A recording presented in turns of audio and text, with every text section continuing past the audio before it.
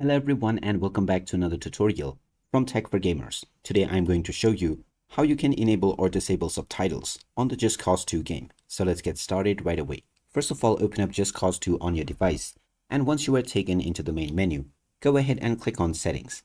From the Settings page, click on Display Settings, and here you will find the Subtitles menu. You can either choose to have it enabled or disabled by clicking on the arrows at the left or right. Then click on Accept Changes to save your settings. After this, you can go back into your game and play it with your chosen subtitle settings. And you can pause your game and go back to settings at any point of time to once again disable this if you wish in the future.